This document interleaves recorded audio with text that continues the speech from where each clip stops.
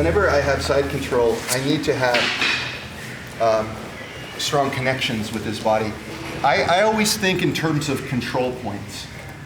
I can grab anywhere and have some degree of control, but that's not very good. It's better to have control somewhere where it makes sense. So I think of it as the body has minor control points and major control points.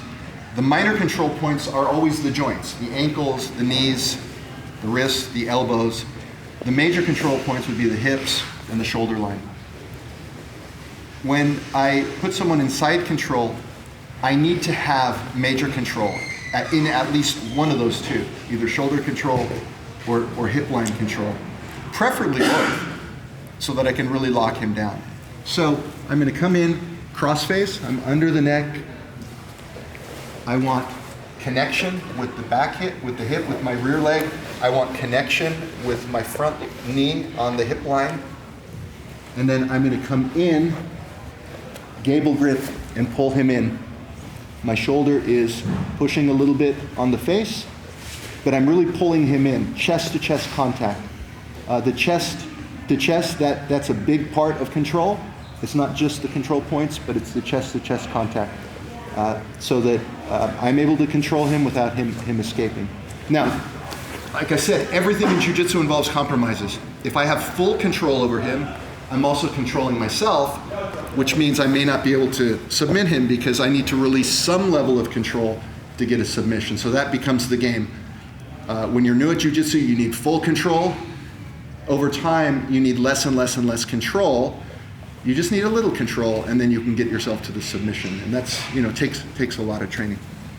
Usually, when you come into this position, he's going to get his frames. So he has this forearm under my neck, and that's not so good for me because it lets him create leverage to push me away. He also has a frame on my hip.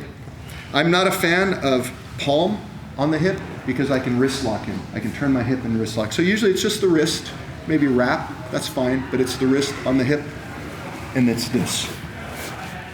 So I have pretty good control, but this neck, this is a problem for me. And so one of the things we can do is go ahead and pressure. As he pressures, I can begin turning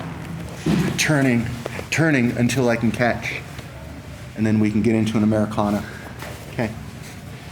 So I'm going to try to maintain control, but I need to turn, roll my shoulder until I can come in and catch. Now I can push it down. I need it pinned to the mat. I don't like thumbs. We talked about that yesterday. It's stronger because I can wrap all the way around. I'm going to begin sliding down. See, he taps already. He's got bad shoulders. With someone with very flexible shoulders, you might have to pull it all the way down here. I don't try to lift because, look, there's a lot of range of motion at the top. As I slide down, there's less and less range of motion. He's going to tap. Who has very flexible shoulders? Marlon. Come here. You might be untappable. More flexible than most, but not than windy.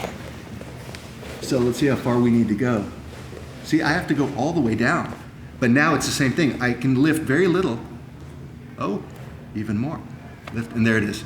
So don't make the mistake of just doing this, especially if the hand is off the mat.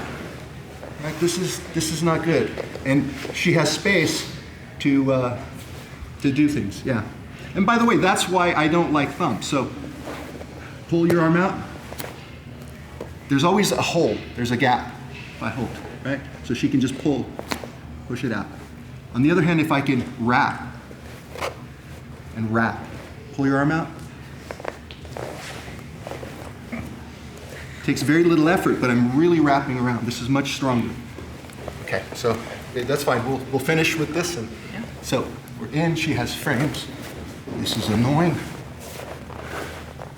Move your shoulder until you can get your arm in.